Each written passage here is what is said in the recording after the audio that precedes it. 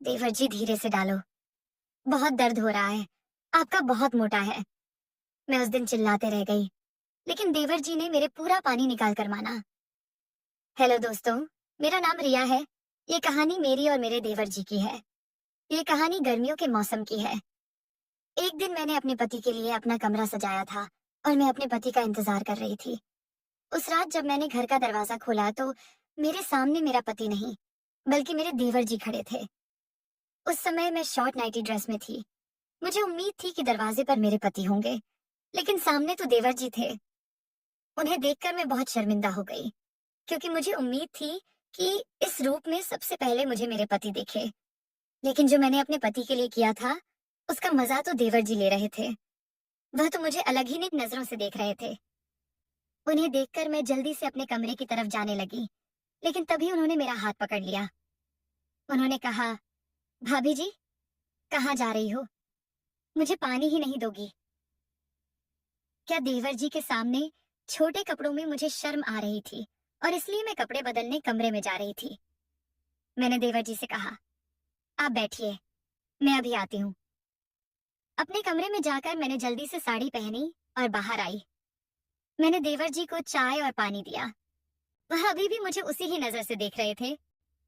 उन्होंने कहा, भाभी जी, आज क्या खास बात है?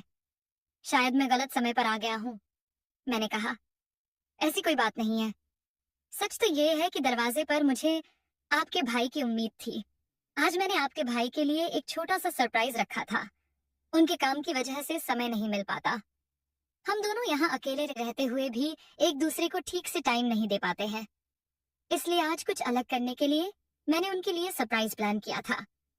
पति पत्नी के बीच की रुचि बनी रहे, इसीलिए बीच बीच में कुछ सरप्राइज प्लान करना चाहिए। ये मैंने कल ही इंटरनेट पर देखा था और आज मैंने इसे आजमाने की कोशिश की। लेकिन देखो ना, तुम्हारा भाई समय पर आए ही नहीं। मैं अपने देवर जी से बात कर रही थी कि अचानक मेरा पति महेश घर आ गए। उसे देखकर मुझे बहुत गुस्सा आ गया था। उन्होंने मुझसे पहले ही वादा किया था कि वह 2 घंटे पहले घर आ जाएगा, लेकिन वह 2 घंटे देर से घर आया था। अगर वह समय पर घर होता तो भैया को दरवाजे से ही वापस भेज सकता था। घर आते ही भैया को देखकर उन्होंने उन्हें गले लगा लिया। उन्होंने तो मेरी ओर देखा भी नहीं। देखता भी कैसे, उसे पता था कि मैं गुस्से में लाल हो गई थी। उन दोनों को अकेला छोड़कर मैं किचन में चली गई। उनकी बातें मेरे कानों में पड़ी। तब मुझे समझ में आया कि भैया अब 1 महीने के लिए हमारे घर में रुकने वाले थे। मेरे देवर जी मेरे पति के मामा के बेटे थे। वह मेरे पति से उम्र में बड़े थे। उन दोनों की बातें चल रही थीं और मैं किचन में खाना बनाने लगी। रात को जल्दी खाना निपटाकर मैं जैसे ही अपने कमरे में जाती हूँ तो मेरा पारा चढ़ जाता है, क्योंकि जो बेड मैंने प्यार के लम्हे बताने के लिए सजाया था, उस बिस्तर पर मेरा पति जोर जोर से खर्राटे ले रहा था। सजे हुए बिस्तर को देखकर क्या उसे इतना भी समझ नहीं आया कि मैंने बिस्तर क्यों सजाया है? उसे बीवी से ज्यादा नींद क्यों प्यारी थी? उस समय मैं गुस्से में बिल्कुल अपने कमरे में ना जाकर बाहर हॉल में आकर बैठ गई। हॉल में बैठकर मैं खुद से ही बड़बड़ा रही थी और मुझे देवर जी का भी ध्यान नहीं था। कुछ समय पहले ही देवर जी मेरी बगल में आकर बैठ गए थे। उनकी ओर भी मेरा ध्यान नहीं गया। जब देवर जी ने मेरा हाथ पकड़ा तो मैं एकदम से चौंक गई थी, क्योंकि पहले ही मैं अपने विचारों में डूबी हुई थी। देवर जी के अचानक आ जाने से मैं डर गई थी। मुझे इस तरह चौंका हुआ देखकर वह बोले, क्या हुआ? तुम यहाँ अकेली बैठकर क्यों बड़बड़ा रही हो? तब मैं उनका हाथ पकड़कर सीधा अपने कमरे की ओर ले गई। वहां मैंने उन्हें वह सजाया हुआ बिस्तर दिखाया। देवर जी बोले, अरे तुमने बिस्तर बहुत अच्छी तरह सजाया है। शायद उन्हें समझ नहीं आया कि मैं उन्हें क्या दिखाना चाह रही थी। मैं गुस्से में उस कमरे से बाहर आ गई। मैंने उनसे कहा, देवर जी, मैं आपको सिर्फ सजाया हुआ बिस्तर नहीं दिखा रही थी। मैं गुस्से में क्यों लगता है? आपको समझ में नहीं आया? तब देवर जी बोले, तुम्हारे चेहरे से मुझे सब कुछ समझ में आ गया है। यकीनन वह बिस्तर तुमने महेश के साथ प्यार भरे पल बिताने के लिए सजाया था, लेकिन महेश अब वहां जोर जोर से खर्राटे मार रहा है। देवर जी बोले, सच में तुम्हारी पसंद गलत निकली। महेश बिल्कुल भी रोमांटिक नहीं है। शायद उसे तुम्हारी भावनाओं की कदर नहीं है। तुम्हारी जैसी रोमांटिक लड़की को मेरे जैसा रोमांटिक पति चाहिए था। लेकिन देखो, किस्मत का खेल महेश का भाग्य अच्छा है कि उसे तुम्हारी जैसी सुंदर और आकर्षक लड़की मिली है। देवर जी ने मेरी सुंदरता की तारीफ की। यह सुनकर मैं पल भर के लिए अपना सारा गुस्सा भूल गई। मेरे चेहरे पर मुस्कान आ गई। कई महीनों से मैंने महेश के मुंह से अपनी सुंदरता के बारे में एक भी शब्द नहीं सुना था। पता नहीं उसे क्या हो गया था। आदमी को काम में व्यस्त रहना चाहिए, लेकिन काम के अलावा भी घर में पत्नी होती है। उसे यह ध्यान रखना चाहिए कि उसका खुद का परिवार भी है। बात करते करते मैंने देवर जी के साथ बहुत सारी बातें कर ली थी। तब देवर जी ने मेरे कंधे पर हाथ रखा। उन्होंने कहा, तुम चिंता मत करो, अब मैं हूं ना, तुम जो भी चाहती हो मुझसे शेयर कर सकती हो। मैं तुम्हारे लिए समय निकाल लूंगा। मैं महेश को भी समझा दूंगा। देवर जी से बात करके मुझे बहुत अच्छा लगा। मेरा मन हल्का हो गया तो मैं अपने कमरे में चली गई। अब मैं महेश की ओर पीठ करके सो गई थी। अगले दिन रोज की तरह महेश टिफिन लेकर अपने काम पर निकल गया था।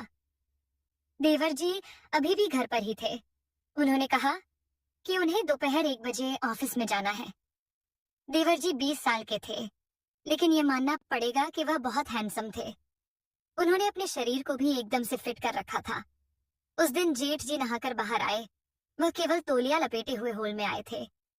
उन्हें देखकर मैं शर्मा गई। वह मेरे सामने बिना शर्त के खड़े थे। वह सिर्फ तौलिया लपेटकर सीधे किचन में आ गए थे।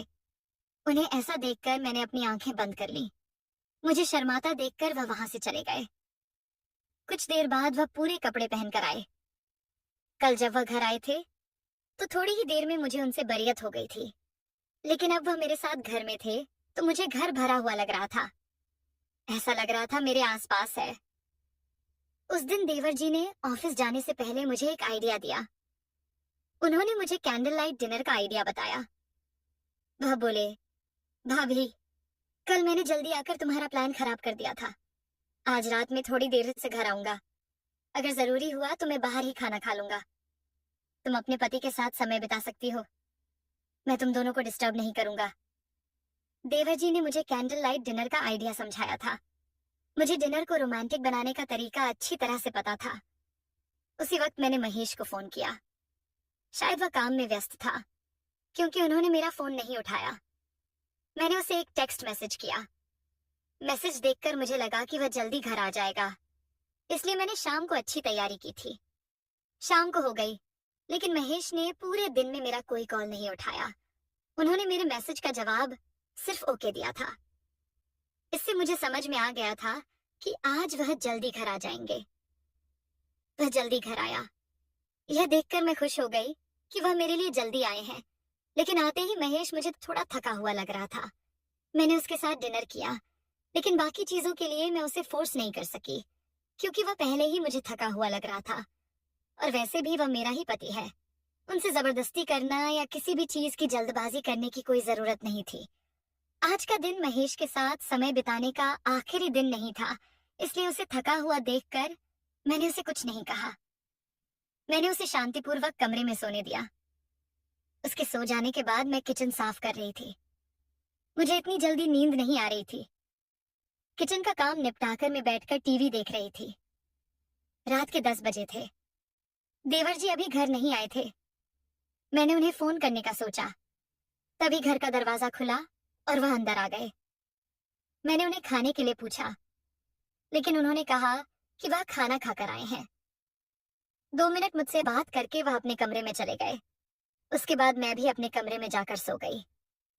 ऐसे ही दिन बीतने लगे। देवर जी का ऑफिस का समय दोपहर 2 बजे से शायद 8 बजे तक का था। वह सुबह से काम में मेरी मदद करते थे। जिस तरह से मेरी मदद करते थे, वैसे ही मदद मेरे पति ने कभी नहीं की थी।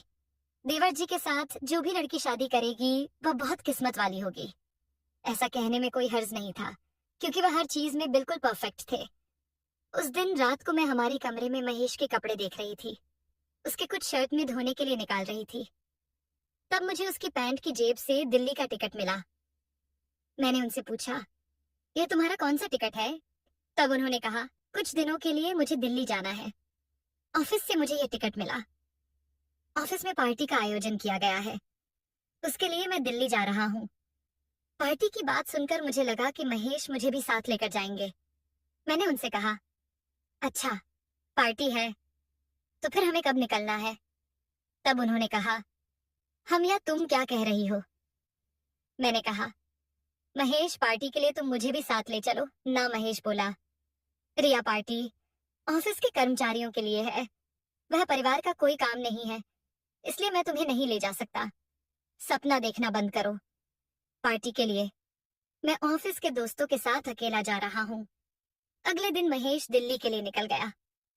वह 3 दिनों के लिए दिल्ली गया था। उन्होंने कहा कि पार्टी एक दिन की है, लेकिन उसके बाद 2 दिन दिल्ली के ऑफिस में उसका कुछ काम है। उसके जाने के बाद देवर जी के साथ मैं घर में अकेली थी। उसी दौरान देवर जी के ऑफिस में भी पार्टी थी। देवर जी ने मुझसे कहा, भाभी, आप भी साथ चलिए। देवर जी के जोर देने पर मैं मान गई। एक तरफ मेरा पति था जो मुझे अपने साथ कहीं ले जाने के लिए तैयार नहीं था। दूसरी तरफ मेरे देवर जी थे, मेरे सभी इच्छाएं पूरी कर रहे थे।